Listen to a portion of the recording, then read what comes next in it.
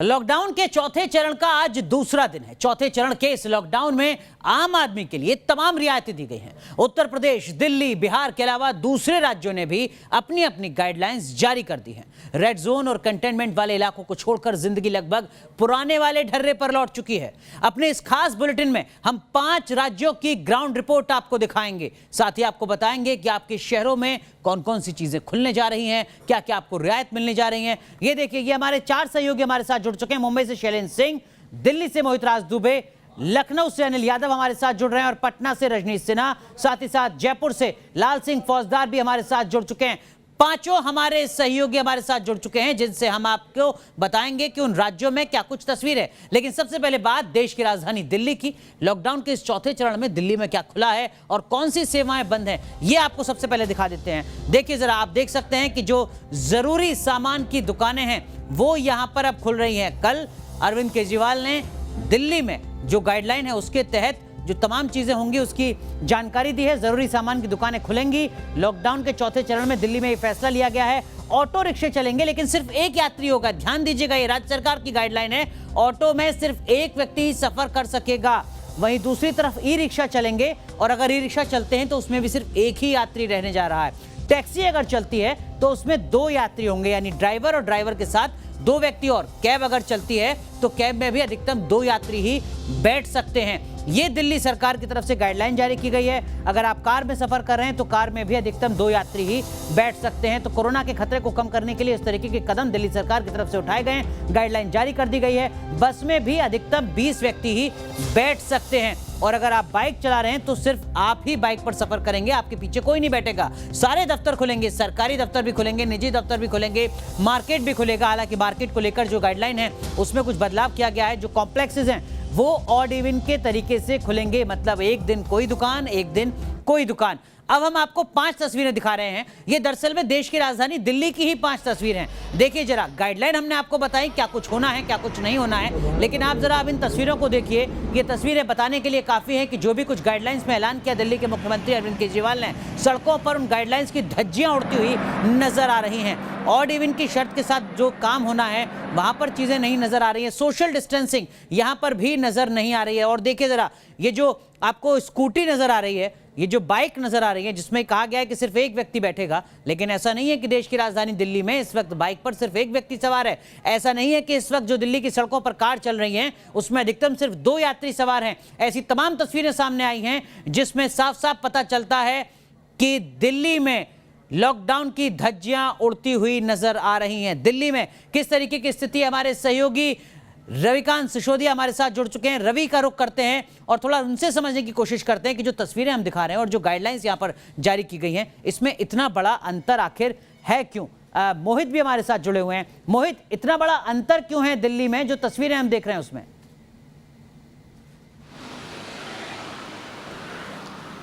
देखिए, जो गाइडलाइन जारी की गई थी और उसके बाद से आज जो उसे लागू किया गया, जो जमीन पे दिखाई दे रहा है वो कहीं ना कहीं सोशल डिस्टेंसिंग की धज्जियां उड़ती हुई दिखाई दे रही हैं। हम ऑटो की बात कर लें या हम बाइक की बात कर लें, स्कूटी की बात कर लें, 2-2 सवारी एक साथ बैठकर यहाँ पर निकलती हुई दिखाई दे रही हैं। ऑटो वाले 2-2 लोगों को बैठाते हुए दिखाई दे रहे हैं। जिस रूप में कोरोना को हराना है वो सावधानी फॉलो करते हुए दिल्ली वासी नजर नहीं आ रहे हैं। सबसे बड़ा सवाल, सबसे बड़ी चुनौती यही रही है कि इस मामूली छूट के बाद से ही दिल्ली वासी जो हैं वो लगातार लापरवाही बरत रहे हैं। तो इसका जो भुगतान होगा वो बहुत बड़ा होगा। नतीजा बहुत खतरनाक हो सकता है। 5,000 से ज्यादा मामले दिल्ली में पहले ही आ चुके हैं। 160 से ज्यादा मौतें पहले ही हो चुकी हैं। 24 घंटों में 200 से ज्यादा मामले, 300 से ज्यादा मामले पहले ही आ चुके हैं। लिहाजा दिल्ली वासियों को सावधानी बरतनी होगी अगर कोरोना को हराना है तो। ये अपने आप में एक बड़ा सवाल है जो हमारे सहयोगी मोहित राज दुबे कह रहे हैं कि देखिए साहब, अगर दिल्ली में कोरोना को कम करना है तो इस तरीके से गंभीरता लानी होगी। लेकिन लॉकडाउन के चौथे चरण के दूसरे दिन कैसे धज्जियां उड़ाई जा रही हैं,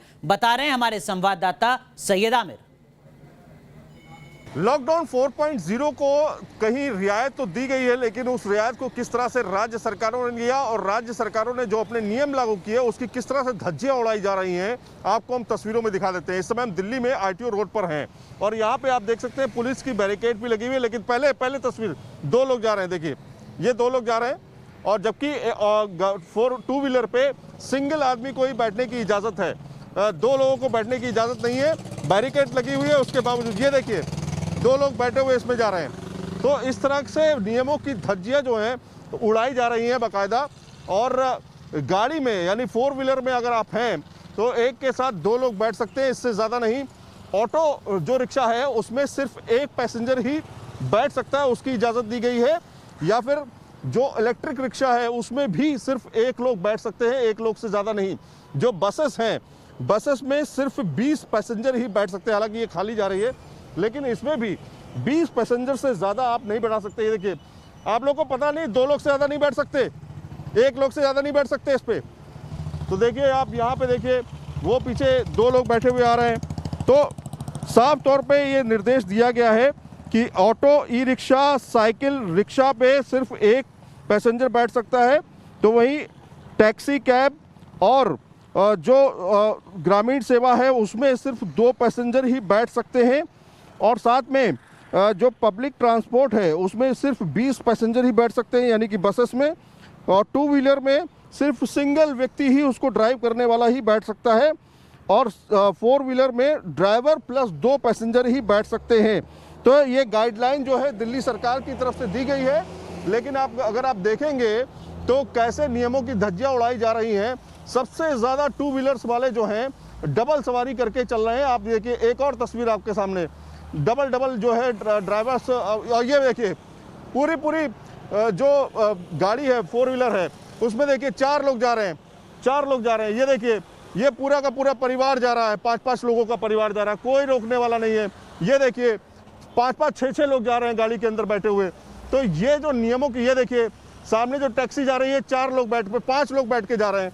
तो ये जो नियमों की धज्जियां उड़ाई जा रही हैं, ये भी अब एक खतरनाक माना जा सकता है, क्योंकि कोरोना के मामले अब 1 लाख के ऊपर पहुंच रहे हैं और मौतों का आंकड़ा भी लगातार बढ़ता जा रहा है। आज की सिर्फ 24 घंटों की बात करें तो 5000 से ज़्यादा मामले, कोरोना पॉजिटिव मामले सामने आ चुके हैं और 150 लोगों की मौत हो चुकी है। 24 घंटे का ये आंकड़ा है। दिल्ली में भी 10,000 मामले हो चुके हैं। तो अपने आप में काफ़ी ज़्यादा खतरनाक स्थिति बनती जा रही है। वीडियो जर्नलिस्ट सुभाष चंद्रा के साथ Syed Aamir Hussain, News Nation, ITO road, Delhi.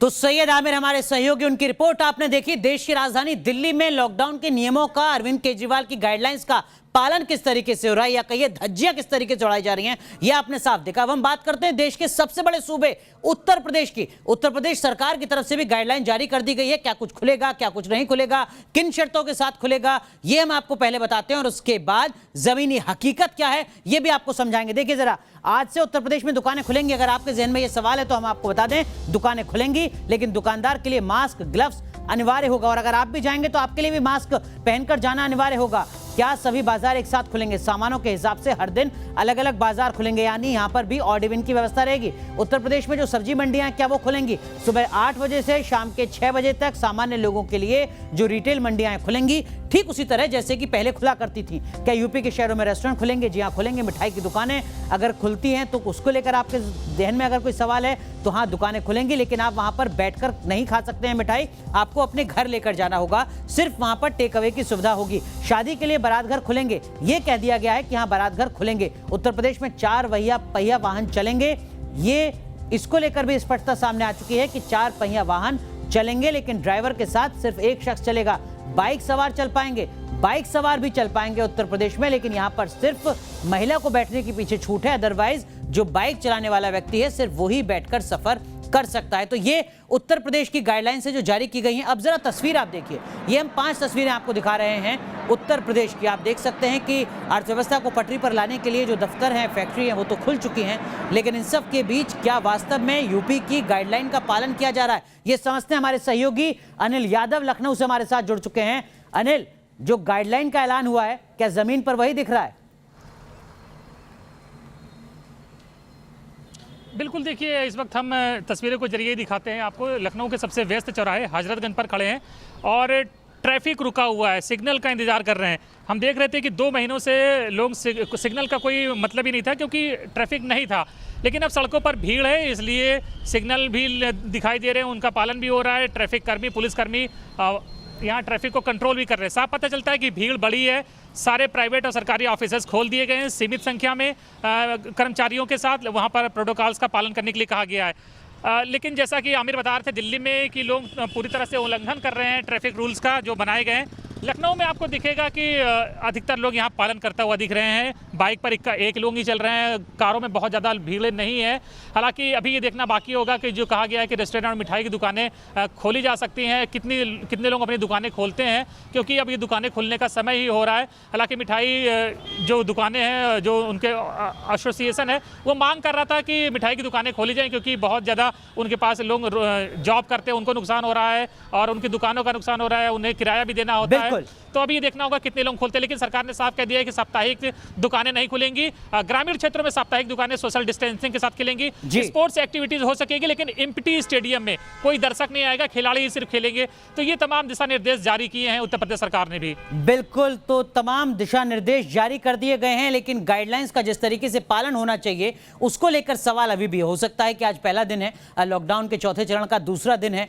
हो सकता है कि आने वाले वक्त में स्थितियों को सुधारने की कोशिश प्रशासन के स्तर पर की जाए, लेकिन देश की आर्थिक राजधानी मुंबई, वो राज्य जहां पर कोरोना के सबसे ज्यादा मामले हैं, महाराष्ट्र, वहां पर क्या कुछ खुला है और वहां पर क्या कुछ बंद रहेगा? क्या वहां पर हर जोन में सारी छूट दी जाएंगी, सारी रियायतें दी जाएंगी? पहले ये आपको बताते हैं और उसके बाद हमारे सहयोगी शैलेंद्र सिंह बताएंगे क्या कुछ जमीनी हकीकत है। तो सबसे पहले जान लीजिए कि अगर आप महाराष्ट्र में रहते हैं तो आपके लिए क्या कुछ खुलने जा रहा है और क्या कुछ बंद रहने जा रहा है। लेकिन उससे पहले दो तस्वीरें आप देखिए जरा। नए रंग का लॉकडाउन है, मुंबई में कुछ इलाकों में छूट दी गई है, लेकिन दहशत भी बरकरार है, क्योंकि धारावी मुंबई में एक वो बड़ी चुनौती बन चुकी है कोरोना के मोर्चे पर, जिसका जवाब लगातार खोजना मुश्किल हो रहा है। हालांकि राहत की बात यह है कि महाराष्ट्र सरकार ने 1000 बेड का एक जो अस्पताल है वो यहां पर तैयार कर लिया है, लेकिन इन सब के बीच चुनौती अभी भी महाराष्ट्र बना हुआ है पूरे देश के लिए, क्योंकि 30,000 से ज्यादा मामले, 35,000 के आसपास के जो मामले हैं वो महाराष्ट्र से हैं। हमारे सहयोगी शैलेंद्र हमारे साथ जुड़े हुए हैं। शैलेंद्र, महाराष्ट्र वो राज्य है जिसने 31 मई तक के लॉकडाउन का सबसे पहले ऐलान किया था। जमीन पर क्या राज्य सरकार की गाइडलाइंस या केंद्र सरकार की गाइडलाइंस का पालन होता हुआ नजर आ रहा है आपको? जाहिर तौर पर अगर महाराष्ट्र की बात करें तो कुछ ग्रीन जोन्स जो हैं वहाँ पर मामूली रूप से छूट लोगों को मिली हुई है, लेकिन अगर खास करके मुंबई की बात करें तो मुंबई देश का ऐसा शहर है जो सबसे ज़्यादा कोरोना से प्रभावित है और रेड जोन में, और यही वजह है कि मुंबई में किसी तरह का बदलाव नहीं किया गया है। मुंबई रेड जोन होने के नाते मुंबई पुलिस और बीएमसी दोनों अलर्ट हैं, लोगों को अलर्ट किया जा रहा है, लोगों को मैसेजेस भेजे जा रहे हैं कि किसी भी तरह के गलतफहमी में नहीं रहिए कि लॉकडाउन 4.0 में किसी तरह की उन्हें सहूलियत मिली है।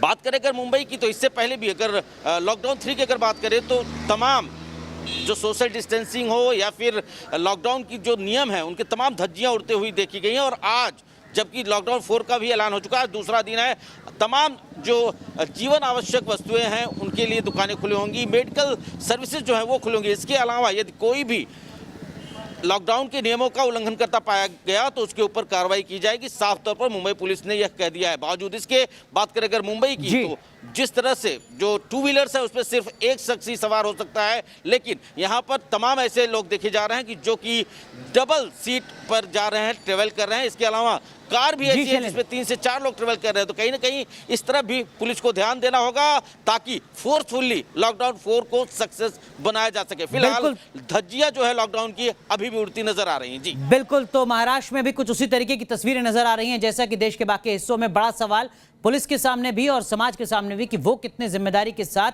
अपनी भूमिका को निभाते हैं। तो लॉकडाउन के चौथे चरण की शुरुआत हो चुकी है। देश के अलग अलग हिस्सों में किस तरीके से लॉकडाउन जमीन पर नजर आ रहा है, हमारे तमाम सहयोगी ग्राउंड जीरो से आप तक पहुंचा रहे हैं। अब तक हमने आपको दिल्ली की तस्वीर दिखाई, लखनऊ के बारे में बताया और मुंबई की तस्वीर भी बताई। अब जरा रुक करते हैं जयपुर का। हमारे सहयोगी लाल सिंह फौजदार हमारे साथ जुड़े हुए हैं। लाल सिंह, राजस्थान में और विशेषकर जयपुर में किस तरीके की स्थिति इस वक्त नजर आ रही है? क्या वाकई चौथे चरण में जो तमाम नियम हैं उनका पालन हो पा रहा है? देखिए अनुराग, जैसे आप पूछ रहे हैं कि पालन हो पा रहा है नहीं हो पा रहा है, ये तस्वीर थोड़ी देर बाद साफ हो जाएगी, क्योंकि लगभग 8 बजे गाइडलाइन आई थी राजस्थान सरकार की। अब बाज़ारों में तस्वीर आना शुरू होगी, दुकानें खुलना शुरू होने वाली हैं। लेकिन जहाँ तक पालन की बात है तो जब फेज 1, 2, 3 में ही यहाँ खुलेआम नियमों की धज्जियाँ उड़ी हैं तो कल्पना कर सकते हैं किस तरह की तस्वीर सामने आएगी। लेकिन पहले हम बात कर लेते हैं कि राजस्थान की जनता को सरकार ने राहतें किस तरह दी हैं। तो 4 जोन में हम इसको देख सकते हैं। कंटेनमेंट जोन है, इसके बाद रेड जोन है, ऑरेंज जोन है और ग्रीन जोन है। कंटेनमेंट एरिया में किसी भी तरह की कोई छूट नहीं दी गई है, यानी कि वहाँ जो हालात हैं वो फेज 1, 2, 3 के ही रहेंगे। लेकिन जो रेड जोन है वहाँ दुकानें खुल सकती हैं, लेकिन वहाँ टैक्सी नहीं चलेंगी, कैब नहीं चलेंगे, ये सारी चीज़ें नहीं चलेंगी। इसके बाद आप ऑरेंज जोन में आते हैं तो ऑरेंज जोन में लगभग सारी आपको फैसिलिटी मिलेंगी, लेकिन जो गाइडलाइन केंद्र सरकार की है उसके तहत पान गुटखा की दुकानें नहीं खुलेंगी, जिम नहीं खुलेंगे, होटल नहीं खुलेंगे, धार्मिक संस्थान नहीं खुलेंगी, पॉलिटिकल गतिविधियों पर रोक रहेगी, स्टेडियम खुलेंगे लेकिन सिर्फ खिलाड़ियों के लिए खुलेंगे। लेकिन जहाँ तक है ग्रीन जोन वहाँ अधिकतर चीज़ें खुल जाएंगी। ठीक है, लेकिन आप कह रहे हैं कि 8 बजे राज्य सरकार की तरफ से गाइडलाइन जारी की गई है, थोड़ा वक्त देंगे तो बेहतर होगा, उसके बाद एक बार स्थिति को समझेंगे तो आसानी होगी। लेकिन बिहार में किस तरीके की स्थिति है? रजनीश सिन्हा पटना से हमारे सहयोगी हमारे साथ जुड़े हुए हैं। रजनीश, पटना की क्या तस्वीर? देखिए अनुराग, बिहार में कल गृह विभाग ने एक आदेश जारी कर दिया और हर जिला अधिकारी को अपने अनुसार निर्णय लेना है। अगर पटना की बात करें तो पटना में सोमवार, बुधवार और शुक्रवार को दुकानें खुलेंगी। राहत की बात यह है बिजनेसमैन के लिए कि अब गारमेंट्स के दुकान खुलेंगे, ड्राई क्लीनर्स खुलेंगे, सैलून खुलेंगे। हम एक कंटेनमेंट जोन के पास खड़े हैं, इन इलाकों को पूरी तरह से बंद रखा जाएगा। ये रेड जोन होंगे, यहाँ पर कोई भी दुकानें नहीं खुलेंगी, अभी भी यहाँ नहीं खुली हैं। लेकिन सोमवार, बुधवार और शुक्रवार 3 दिनों के लिए पटना में रियायत होगी और इन 3 दिनों में ही दुकानें खुलेंगी। रेडीमेड गारमेंट्स के साथ सैलून, ड्राई क्लीनर्स और इनसे जुड़ी हुई जो भी दुकानें होंगी वो अब खुलनी शुरू हो जाएंगी। रेस्टोरेंट्स तो खुल ही रहे हैं, लेकिन वहाँ सिर्फ गर्म खाने होंगे जो होम डिलीवरी के थ्रू भेजे जाएंगे। बाकी तमाम जो व्यवस्था थी सोमवार, बुधवार और शुक्रवार की 6 बजे से 6 बजे तक ऑटो पार्ट्स की दुकान खुलेगी, कंप्यूटर्स की दुकान खुलेंगे, इलेक्ट्रॉनिक गुड्स की दुकान खुलेंगे, बिल्डिंग मटेरियल्स की दुकान खुलेगी। तो फिलहाल ये व्यवस्था बनाई गई। जी बिल्कुल, लेकिन क्या यहाँ पर सोशल डिस्टेंसिंग का ध्यान रखा जाएगा? क्या यहाँ पर उन तमाम नियमों का ध्यान रखा जाएगा जिसका जिक्र जानकार कर रहे हैं केंद्र सरकार की तरफ से किया जा रहा है? बहुत बहुत शुक्रिया आप सभी सहयोगियों का जुड़ने के लिए।